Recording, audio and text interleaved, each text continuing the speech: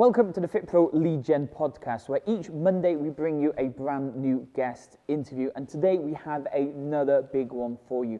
But before we do dive into this week's guest interview, I just want to say a big thank you to LeadDeck for sponsoring these shows. LeadDeck is the all-in-one platform that helps you generate more leads and get more bookings. As usual, if you want to join in live with these guest interviews and ask questions to the guests themselves, then come and join us in the free Facebook group. In there, you'll be able to join in with these interviews and find a load more resources to help grow your fitness business. Anyway, enough of me talking. Let's dive into this week's guest interview.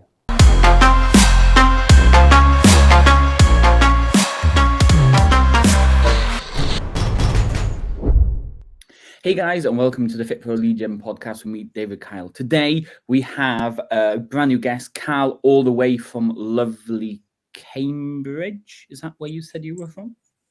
Yeah, it's about right. It's as I think I've said to you before, a bit more of a hobo.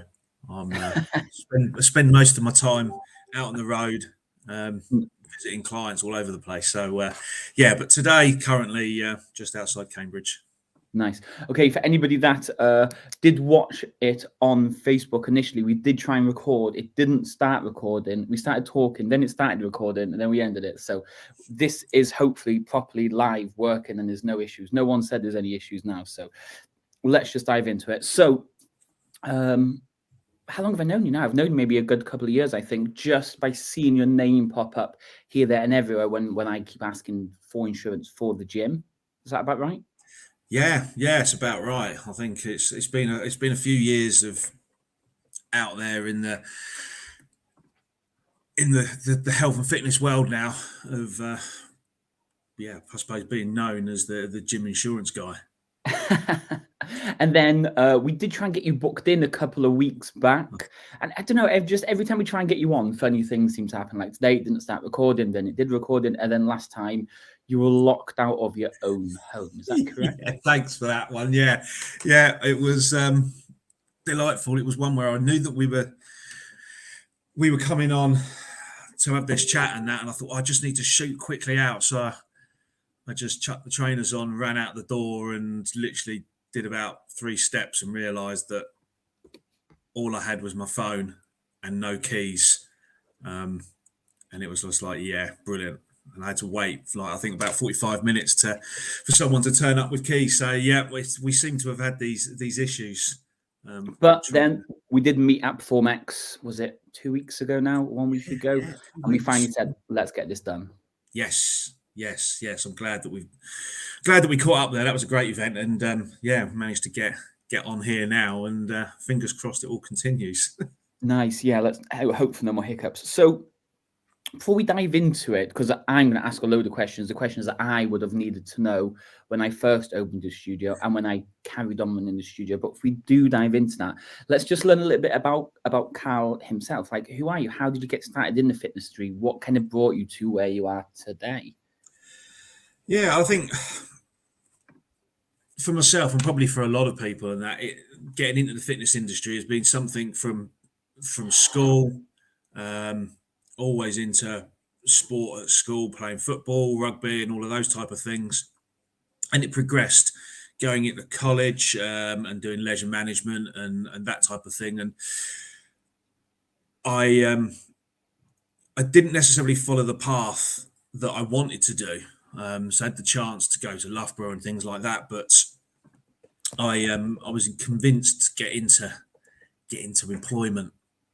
And oddly enough, got into working for EasyJet and did a bit of a whirlwind experience there, working with EasyJet in sales and then in cabin crew and doing that type of thing. And inadvertently then heard an advert for insurance. And that's how I got into the insurance industry. And it's commonly known in the insurance industry, you either get out of it very quickly, or you're in it for life, and that's where I am now. It's very much, well, I'm in the industry, I'm in insurance, and as many people would have heard me saying that, insurance, nobody likes insurance, nobody wants insurance, everybody needs it, and when they do want to talk about it, let's be honest, it's usually to do with either a claim, so they're not happy about it, or we want more money because the premium's gone up. So again, you're not happy. And I sat there looking one day thinking, I've got to do something that I enjoy doing.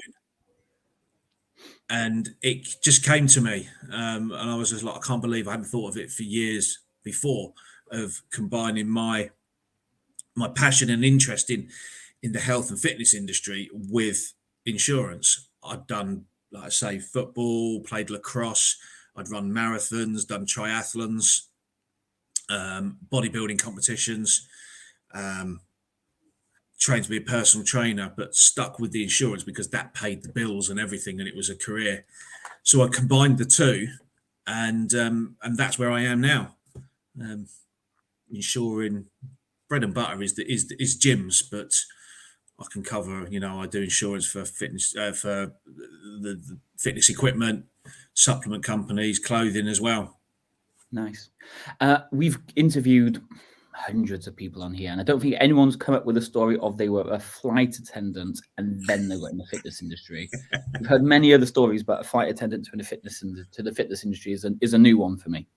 Yeah, I like to do things different, mate. I like to be individual and unique.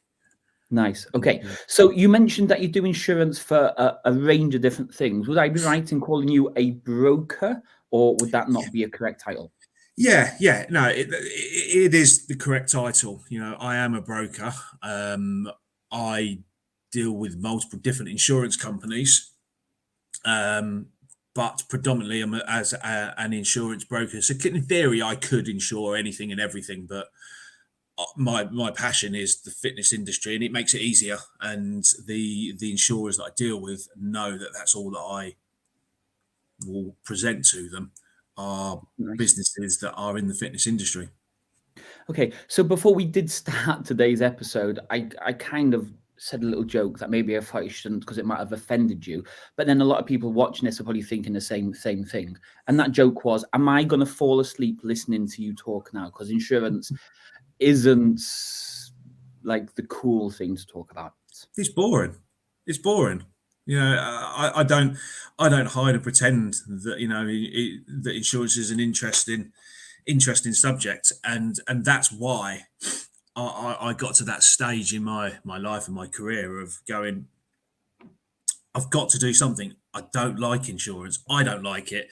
Nobody likes it, but it pays my bills, and whether I like to accept it or not, I know the job very well now from being in it for over 20 years. So to make it more interesting is I do everything in health and fitness sector. I don't talk to people about insurance. I avoid it. Talk about the business, and I can get everything that I need to help protect their business and understand what they need to give them the right products. So yeah, if we sat here talking now about insurance, you would be asleep. Nice. Okay. So the claims and the policies and the excess and all that other stuff. Okay. So let's kind of let's dive right from the start. So let's go real beginner level. I've just qualified as a PT. So I've literally just done my 6-week, my 12-week, whatever my course was, and I've just qualified. What is kind of like the first thing I need to do to make sure I'm safe, I'm covered, I can work with people?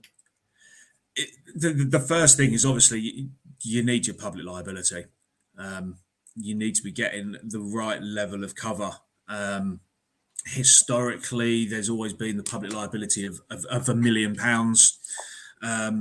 Today, it's usually 2 million.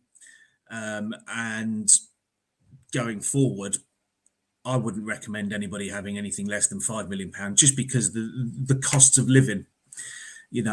As a personal trainer, you have those exposures of an individual that may, on a worst case scenario, injure themselves, and that could be down to yourselves, because the public liability will cover you for property, so the person's individual property, but personal injury.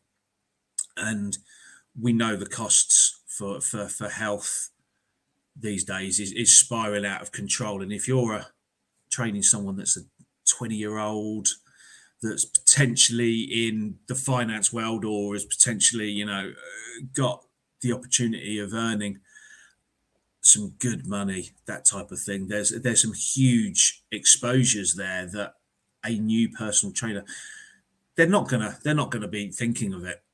So it's not just the public liability, but then the wrongful advice. And again, with somebody that is training somebody, if that individual alleges that you've given the wrongful advice, they could make a claim for loss of earnings. And those are the two big things, the personal injury, loss of earnings. But for me, what I tend to say to people is it's not the paying out and the settling of the claim, it's handling the claim. If you don't have insurance, you have to handle it yourself. And as we know, solicitors, the legal sector is so complicated. And the people that are involved in it are so intelligent that you don't really want to be getting involved in that. And it takes you time. It takes time away from you being a personal trainer. But Cal, I've just qualified. Like, no one's going to sue me. I've literally just qualified. We don't live in a country across the water from us, I'm not saying any country names, but we don't live in that type of country where everybody's going to sue you. Like, I've just qualified. Surely I don't need insurance. I'm not going to hurt anyone. I'm not going to, like, break someone's leg. I don't need insurance, do I? You're right. As far as there are areas and countries that it's very much like that. Here's a cup of coffee. If you haven't got it's hot on it, that person could potentially sue you for it. And the world is becoming that way. But it's having that comfort. It's having that security blanket. It's having that understanding that if there is an alleged, and it's, you probably haven't hurt somebody. It's down to that individual to be able to prove that you were at fault. Well, if you don't have the insurance, you've got to do all that work. But if you do have the insurance, you can just pass it on to myself, who will then deal with it for you, allowing you to just concentrate on dealing with all your clients. Because otherwise, if you're a personal trainer and you've got 4, 5, 6 clients a day, but one headache you've got is somebody is looking to try and make an alleged claim against you, your focus is going to be on that, because you're going to be stressed and worried about what could come of it. Well, if you take the insurance, if you have insurance, it's there to protect you. It's there to defend you. It's there to do a job, and that is to do that job whilst you then focus on doing what you enjoy doing, which is being a personal trainer. Okay, here's another one. But Carl, I'm friends with these people. I've known them for ages, and there's no way they're going to sue me, Yep. And money, unfortunately, talks. It's amazing how many people turn around and say, I'm working with family, or I'm working and training my best friends. And when that individual potentially may tweak a muscle, hurt themselves, they come across, somebody that says, oh, you could earn, X amount of thousands of pounds. Then that person that is your best friend is sitting there going, I could do with that money. It doesn't cost me anything. I haven't got to pay out anything. Let the insurance deal with it. You can hopefully then still keep that relationship going, because you go, look, I didn't mean, or don't get involved in that conversation. It's being dealt with by the insurance company. Just let them deal with it. Okay, so one more question then, based on the beginner situation. So, like Carl, I've only got 2 clients. I don't have thousands of pounds to my name. If they're going to sue me for 10 grand, like I don't have that. So it'd be pointless suing me. Yeah, but it's not what they're suing you or the amount. It's the stress. It's the time that it takes. Again, the insurance, I always focus on the insurance, not necessarily paying out. It's the defending of it. It's the paperwork. It's the getting all that information that the insurers and the legal people are asking for. And it's the terminology. Let the insurance, if you've got the insurance there, you can forget about it. And that's always been the key. If you have an insurance policy there, that will deal with those alleged incidences and claims. you can focus on your work and get the second, third, fourth, and fifth clients and continue that, as opposed to dealing with the claim or this alleged incident and not being able to market yourself for more clients. Okay, and you said that was public liability insurance and a minimum of 5 million. Yes. So I always turn around and say £5 million on your public liability, because that'll cover you for any property damage that may occur whilst that client is with you. And then there's the professional indemnity, which in the industry, I tend to use the words of wrongful advice, so where you're providing advice to your client on how to perform exercises. Can I just stop you there quickly? Because we've had a comment. I struggled to get my professional indemnity insurance this week. We have to have insurance. I'd be too scared not to have it. So for anybody that doesn't know what professional indemnity insurance is, what is it? So professional indemnity insurance it's a common term within the insurance industry, and it's used across a plethora of different industries and businesses, from an insurance broker to your banks to financial services to any architects. But basically the crux of it is it's an insurance policy that provides protection for you where you are providing advice for a fee. So personal trainers are providing advice on whether it's on nutrition, whether it's on how to diet, whether it's on how to train. So that policy will protect you against anybody that's making a claim against loss of earnings where they are not able to work because of the advice that you've given them, and they're alleging that that's incorrect. And this policy will help defend on that side of it. And there's additional features. So for a personal trainer, if I'm training somebody and I'm teaching them how to do a squat or a deadlift or something like that, and let's say that they're a builder, so they're an active individual, and that they then can't work for X amount of time, maybe 6 weeks plus, because they've got a back injury. Yeah. That person may turn around and say, well, my training and my instructions were incorrect. And they're now gone to a solicitor that's turning around and saying, we're looking to claim against you for the loss of earnings for my work, which could be 10, 15, 20,000 pounds or more. This policy will then respond to that and will deal with that claim. And what happens is that the insurers will take it on board, and they'll look to say, well, that person needs to be able to provide evidence that I, as the personal trainer, have given you the wrongful advice. And that's what professional indemnity is. Okay, so you're basically telling me now we need to almost like record our sessions to make sure that we have that backup of what we've told them as well? No, not at all. It helps, totally helps. But it's down to the third party, the injured party, to prove that you, as the personal trainer, provided the wrong advice. As long as you have got your qualifications, you've done your training, and you can provide all of that evidence, so you've been signed off, you've done all the training, you've got that proof, you can provide that to the insurers. As long as you've done your initial questionnaires, your PARQs and things like that, and the client has signed those off, and they haven't stated that they've had any historical issues or anything like that, then again, you're covered. So documenting things is the best thing, and keeping hold of those so that you can then provide that to the insurers. It's always the third party is going to have to try and prove that you've provided the wrong advice. Okay, so we've talked about a PT then. He's going to roughly need public liability insurance and professional indemnity insurance. But now I'm going to open a boot camp where I'm coaching 20, 30, 40 people outside or indoors. Does that differ? Do I need any additional insurance for a boot camp compared to a PT? No, not necessarily. You'll find that the majority of personal trainer insurance products will cover you for group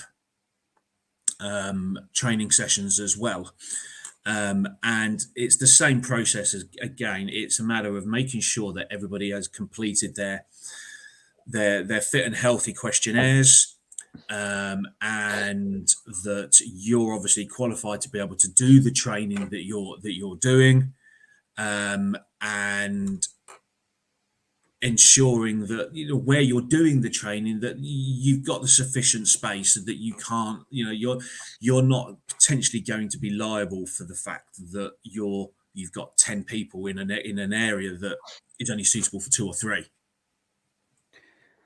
Okay, so let's look at this then, the fit and healthy Q&A, and we're also talking about a risk assessment then as well. I'm guessing that's where you're going with that. Yeah. So let's go boot camp or studio owner, just anybody that's putting people in a place to work out. We need to create a risk assessment then of all possibilities to keep safe somewhere, to make sure our insurance is valid or we're safe. Yes, yeah. So you should have when you're doing these groups, whether it's in a gym, whether it's in a studio, and that, you should have a risk assessment and a standard one, which is just making sure that the area is clear of any debris or anything like that, or is strategically placed so that it's safe. Because obviously when you're doing your group classes, you may be using some small weights, maybe using some items. They need to be in either stored to the side of the area so that you've got a clear area in the middle so that you can do the exercises, or placed in certain areas so that you're not going to fall over them, and everybody has the same layout and the same spaces and distance, so an equal distance, just to prevent any incidences that could occur with somebody else. Okay, so I'm just playing just being a pain basically now. Okay, yeah. So you said a basic risk assessment or a standard risk assessment. So am I also going to go for, if someone's doing a kettlebell swing and they accidentally let go of the kettlebell at the highest point and it hits somebody, do I need to put that in? If someone's picking up a bumper plate and they accidentally drop it and it rolls and hits someone's leg, does that? Yeah, those things you can do, and that's being very, very thorough on it. Let's be honest about it. If you pick up a kettlebell and you're swinging it, it's expected that the person is going to hold on to it. That does happen, that people do accidentally drop them, and that person is, you as the personal trainer are not going to be liable for that. If one member is dropping it and it hits somebody else, there are covers out there that can be added in there for member-to-member liability and things like that, but it's very difficult to get that, because obviously the control and everything that's within insurance is, how do we manage that risk? How do we reduce the exposure and reduce the possibilities? Insurance isn't there to pay out, which to some extent we get frustrated about, because that's the biggest issue with insurance, when you want to pay out. But it's always there to try and minimize the risks and then respond when necessary. So yeah, if you want to be thorough, you can have a very thorough one, which takes, bumper plates, your kettlebells, your dumbbells, potentially the areas of exposure are being dropped, rolling along the floor. You get your dumbbells, and we all know, a lot of the dumbbells, there'll be the circular ones, you put them down and they roll a couple of feet, and that, it could be that someone steps back onto it. Yeah, it happens, but it's trying to put everything in place to try and prevent as much as possible. Insurance is there for these unforeseen circumstances. If something happens, it's there to respond and protect you. You're making me feel like not wanting to open a fitness business at this rate. Okay, so let's dive into the fit and healthy Q&A you mentioned then. So that's one term that you've given it, but I've also heard that you got the PAR-Q, you've got the physical activity readiness questionnaire. And then if I put something into Google now, I'm going to see like 20 other different options and variations and questions and layouts and everything. Is there one specific one we need to do, or can we just ask a couple of basic questions to make sure we've got the answers we need? No, there isn't any one particular one. It's a matter of, again, it's showing the willingness to actually, again, a lot of insurance is always repeating itself, so it's reducing those exposures. It's making sure that people are make it, that you are asking the right questions as far as, health issues. It's covering yourself. The more you ask, the better prepared you are to be able to allow the insurers to defend themselves. And that myself, we're producing, and we're going to start producing a health questionnaire or a 𝗶𝗺𝗃, so that people can use it, and we're going to create it so that it's available online, so it's stored within the insurance facility that we offer as well, so that we can turn around and go, right, this is what we've got created, and our insurance companies that we use, they accept that, and they know that is what's being used, or hopefully being used as a recommendation to try and make things a lot easier. Nice. But most people have got them online. You've got all these management companies on there, that club managements and that, they have them on there, and those are pretty much sufficient for what's needed. Nice. Yeah, one of the big things that we had to do when we had these set up is we added questions in, like, we are going to be taking pictures and using them as part of our advertising campaign. Please tick to say you accept this. By parking in our car park, you also accept the risk that you're leaving it here on your behalf, just so we kind of covered everything. Sometimes when we were doing the onboarding, it was a little bit tedious and frustrating for us and for them, because we did ask a couple of random questions, but that was just to like make sure that car was okay, the like pictures were okay, and all these extra things were just ticked off that they agreed to. Yeah, it's unfortunately society's getting that way. I've had a client before where they had a member that was leaving the gym, and it was an industrial estate. So the member left the gym. They were on an industrial estate. That member looked at claiming, or trying to claim, from the gym because they'd cut their foot whilst leaving the site, but it wasn't within the gym. But that gym had received the claim. So it was one where it was like, what can we do? What can we do to prevent these things? And there are so many things you could keep, David, with your one, you could just continue to add on it constantly. And there is some logic behind these things, as far as, at the end of the day, there are signs. If you go into most of the supermarkets, they say on there, you're leaving your vehicle there at your own risk, and that. And it's unfortunately, it's the society that we seem to be coming into, that people are looking for every possible angle to try and make a claim. And we need to try and help as brokers and insurers, try and help as much as we physically can to protect you as clients. And that's why we put our forms, we're creating these forms that are going to be online instantly for you guys to be able to use and store. Because again, that's the other thing, is making sure that you keep them stored for each individual member as well, because Sod's Law says, isn't it, that the one that you don't do is the one that will end up being the one that claims. So it's trying to store them and keep them. Okay, so I'm going to dive in now. Before you get this thing set up, maybe I just come across this episode and I wasn't really paying attention, didn't realize you had this portal where I can get this stuff done. But I need to get someone to complete a 𝗶𝗺𝗃, a physical readiness activity form, to agree some details. Am I okay to write a few bits of paper, write the questions down on this piece of paper, get them to sign it, and then just put this piece of paper in a folder? Or do they need to go and sign an electronic document, or can they just do it on the mobile app that they've got? How is it? Do they have to do something specific to make sure it's valid, or it's just a pen and paper? Okay. It can be pen and paper at the end of the day. The world is evolving, so everything's going from pen and paper to electronic, to mobiles, on online sites, and then everything is exactly the same. It just happens to be pen and paper has now been an online app. So yeah, it can be, and I still have gyms that do genuinely have them on pen and paper. and then just file them.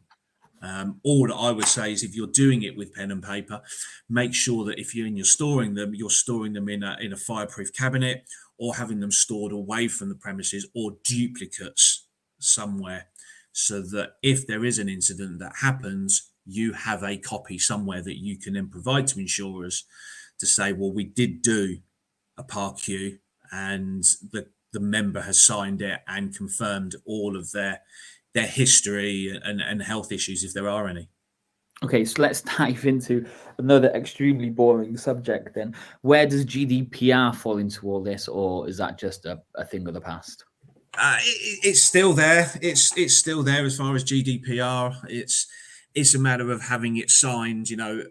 If it's being handwritten, then yeah, you just got to make sure that they're aware that it's being kept. The GDPR, obviously, it's a lot easier now than when it first came out, where it was a big headache. So it's been made a lot easier to store your personal documents and things like that. But again, it's just making sure that you're following the guidelines, especially if you're doing it online and having it on the apps. So it's a headache. If anything, I would turn around and say GDPR is even more boring than the insurance industry on there. It's just another headache, another complication to trying to help people and protect their businesses. Okay, so we've talked PTs, we've talked boot camps. Now, before we dive into studios and gyms, let's talk about another area of the fitness industry, which is online.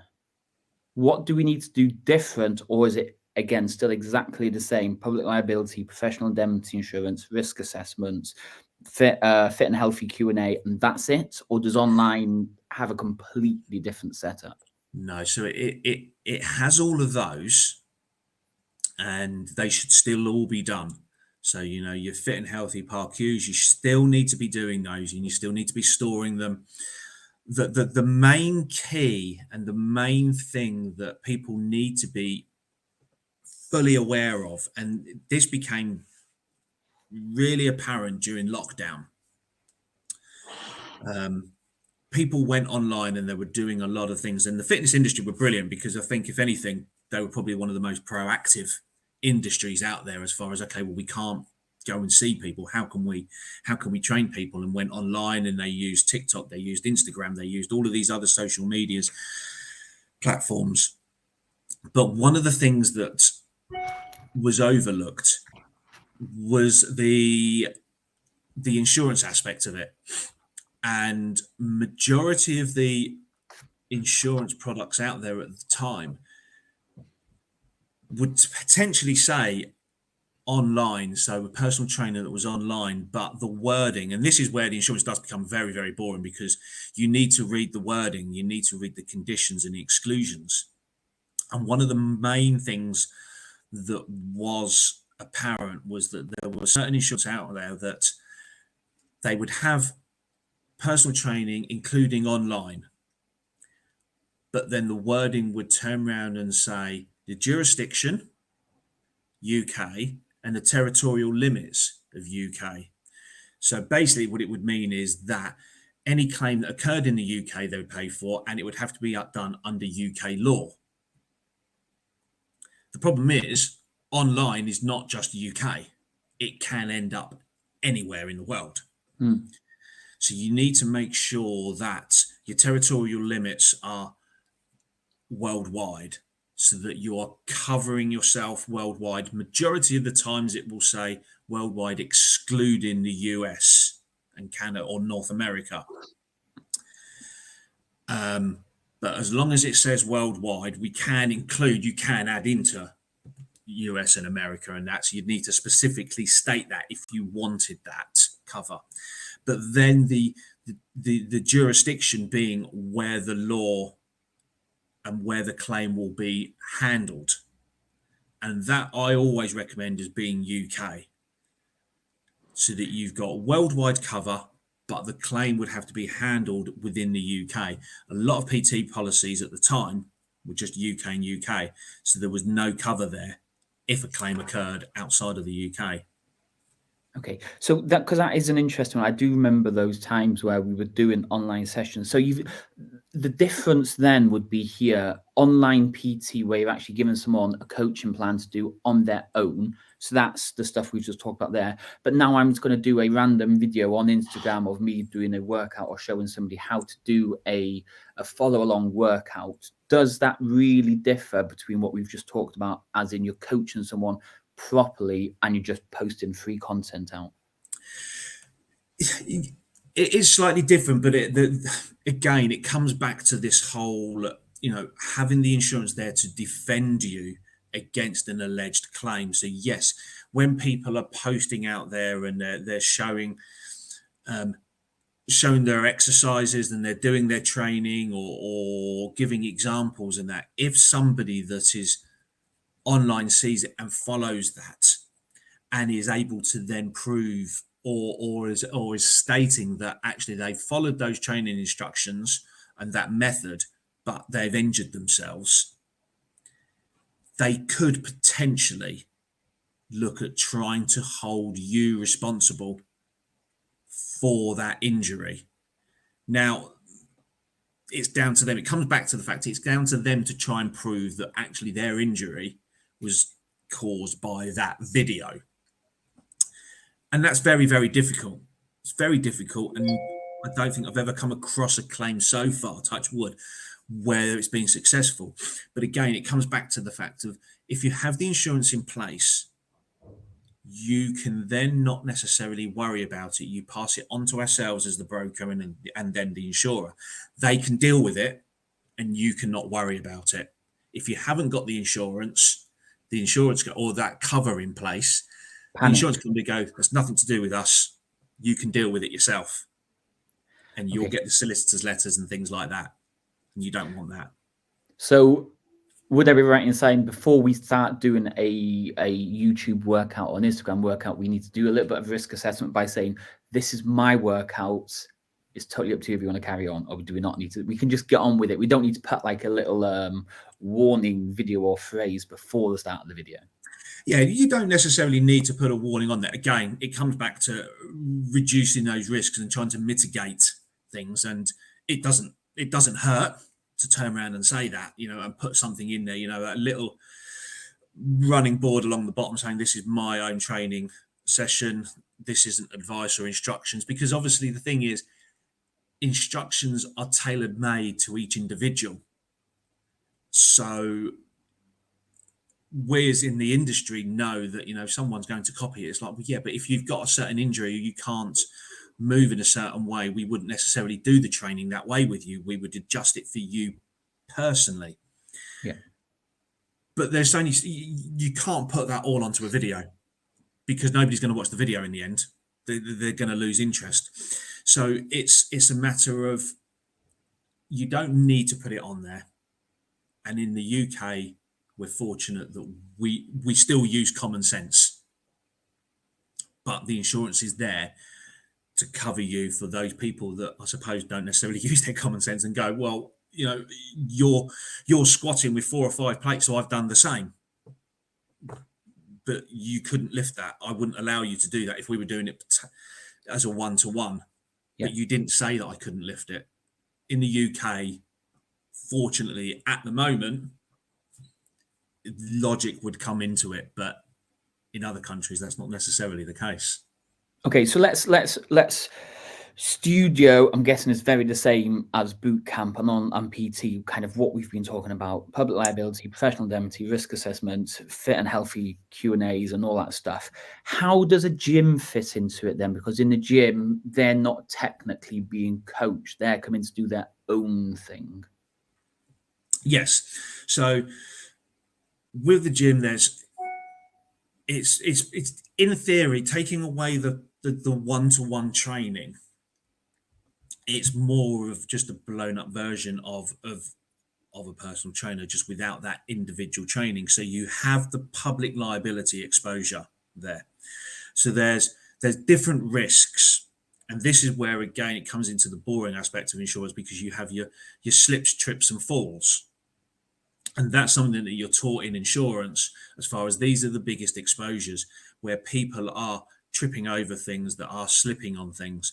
So risk management comes into itself there, and is a really big thing for gym owners to ensure that, one, the equipment is serviced and checked on a regular basis, that the areas are clear, and weights are put away. Now, we all turn around and we're all, in gyms, and we all hear, these posts about please put your weights away and things like that.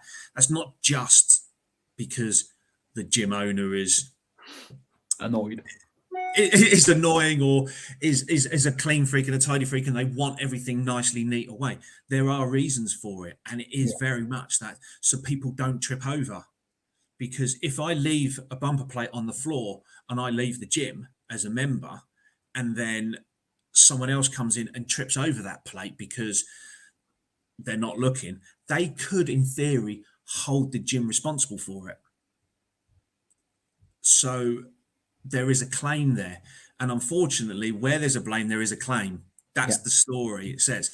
But what happens is, we need, as a broker, we encourage the clients to have in place these risk management processes, to turn around and say, we do every hour, we have a wander around, we tidy up the gym, we put things away. We have signs up reminding members to put their equipment away, not necessarily have bags in the gym area. These things to try and reduce those potential claims. There's only so much everybody can do. But those are the main things, having that risk management in place to try and prevent the public liability claims. Maintaining the equipment, checking the equipment, keeping the areas clean and dry from spillage, the equipment being put away, those type of things. It's general housekeeping at the end of the day. So that is one of the things I've got written down here, is posters. Posters could be your saving grace to make sure you cover yourself in loads of different areas. Yeah, of course.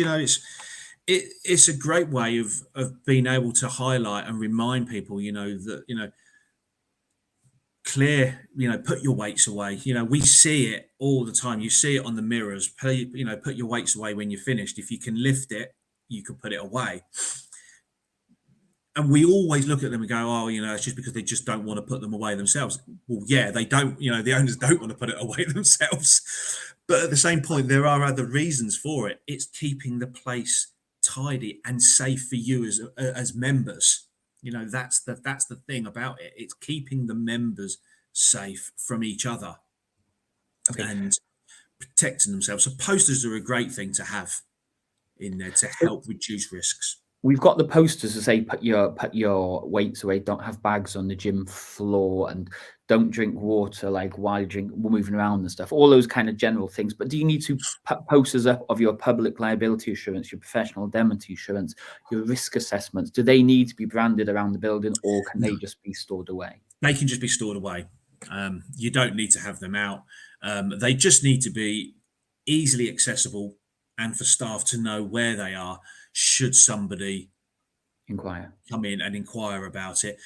Members aren't necessarily going to inquire about it. It's usually someone from the council or health and safety exec that will turn up unannounced and just go, right, I want to see these. Because that is the funny question that everyone always talks about. When was the last time someone asked you to see your PT qualification? Yeah. They're very rarely asked for. And I suppose in a way it's an interesting thing, because you as an individual, if you're looking for a personal trainer, does anybody actually ask about it? You kind of go on what that person says and what that and the reputation. And that gym owners should always be asking for a copy of their qualifications, a copy of their insurance, especially when they're self-employed and they're operating in the gym.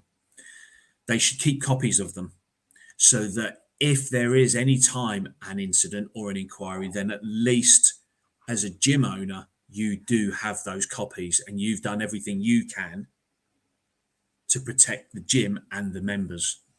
Carl, you're putting more questions in my head now. I know, So mate, let's go on that one then. I run the gym. I've got all my equipment. People just pay a monthly fee to use the gym.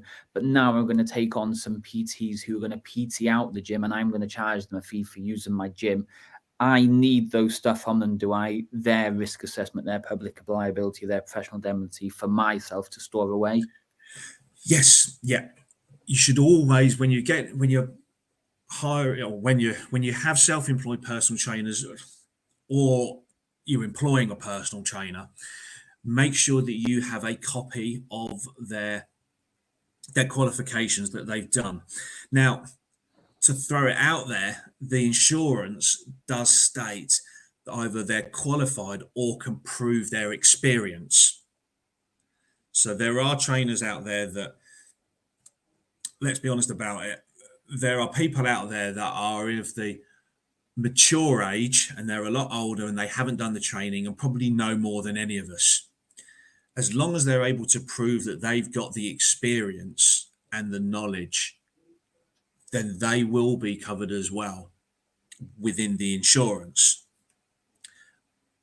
But for the today's generation, it's very much, yes, have a copy of the certificate to confirm that they've had their training and actually they're working within their qualifications. If they're a level 2, they are only doing level 2. If they're level 3, then great, level 4, etc. Making sure that you've got those documents. And if they are self-employed, make sure you have a copy of their insurance and you check it every year. And actually just take 2 minutes just to read and make sure that it's covering them for what they're doing. Easiest option on it, just, send it across to myself. I quite happily will just, takes me 2 minutes to look at an insurance document. Just I can do it. I see them every day, so it's quick and easy. Again, if anybody's insured with ourselves and that, we have what we call the risk cube, and we store the insurance documents in there, so it's quick access for owners, and they can then add in all their personal trainers on there as well. Okay, one more question before we do dive into it then. Where does CCTV fall into all of this then? Are we allowed to just stick it up and have one sign, or do we need to make a big public announcement? And is it worth having CCTV to cover us as well? CCTV is brilliant. I'd recommend it on a multiple of levels. Excuse me. Yes, you need to have the signage in there. You need to make sure that people are aware that there's CCTV in there for multiple reasons. One, you're covering yourselves so that people can't turn around and say, well, I didn't know and I don't agree that we should have it. Unfortunately, CCTV is part and parcel of today's world. Everywhere we go out in the streets, there's CCTV. The benefits of CCTV as well within a gym is that, one, it should be covering all areas of the gym. And by doing that, it ensures that if there are any claims or any incidences that occur, you can then refer back to it to see what happens. And then that can be a clear decision maker for insurers on whether payments should be made and whether the claim should be upheld. There are other added things on there, it's the security aspect of it. It helps protect the business on that side of it, when the gyms are open or when they're closed, and the loss. But it also, for members, it's protecting themselves for their own personal belongings and their own safety as well. So I'd always recommend gyms having CCTV because of the benefits that it has for individuals and as a business. Nice. Okay, so unfortunately, I've listened to this now. I'm like completely confused. He's mentioned public liability, professional indemnity, different types of stuff for online posters, CCTV, risk assessments, fit and healthy Q&As, and I'm just like, oh my God, I don't even know where to start. What is it you do, and like what can you help me with to make sure I am totally covered and I've nothing to worry about? I can do it all for you. This is the thing. For myself as an individual, I will come to the gym, I will visit the gyms, I will take that worry and concerns away and not necessarily bore people and not confuse you, like you're saying, David, confusing you with all of these different aspects and all these areas, when all you want to do is run the gym. You want to train, you want to teach people, and that. The insurance industry has become totally and utterly detached from the fitness industry. Insurance is very much tech-minded. Let's put it all online. Let's make it quick and easy. The problem is no one gym fits. Every gym is different in its own way.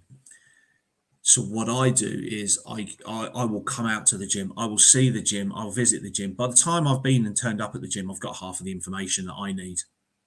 So therefore, it's having those conversations and getting that understanding of having that, how your business as a gym owner is run. By doing that, again, I've got most of the information there.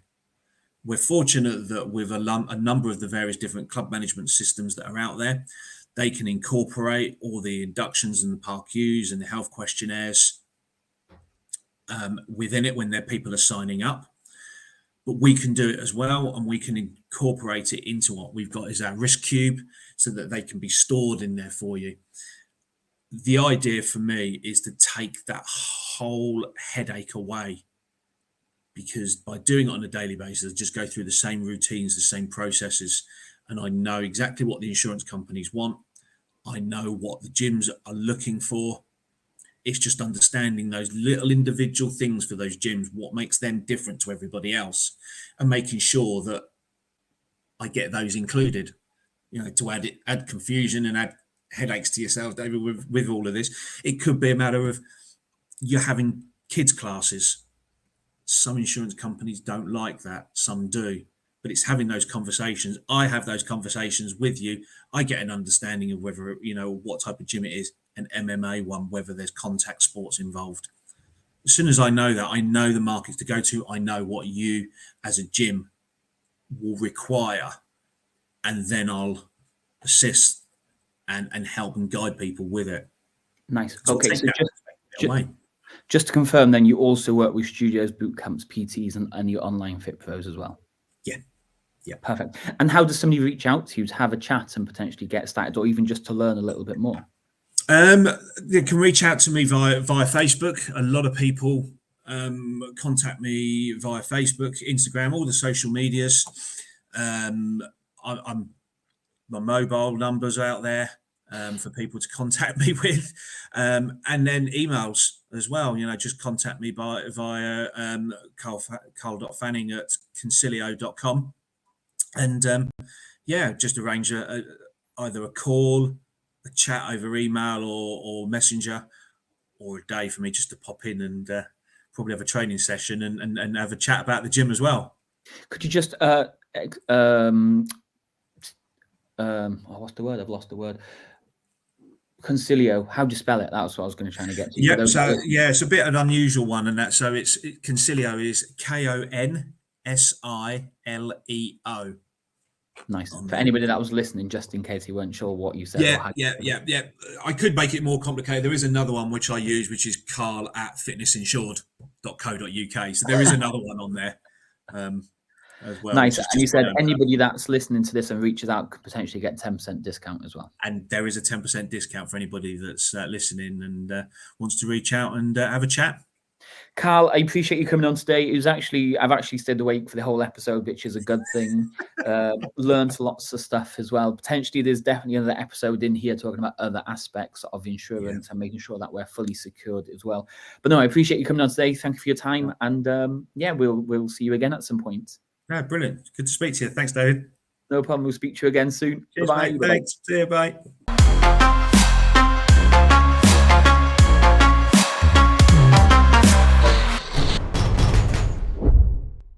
Thanks for joining us this week on another guest interview. Each and every Monday, we try and bring you a brand new guest interview to help you grow and scale your fitness business. As usual, if you haven't already subscribed to the channel, don't forget to subscribe below. And if you want to watch these interviews live and ask questions, then come and join us inside the 3 Facebook group. I'll speak to you all next week. Cheers.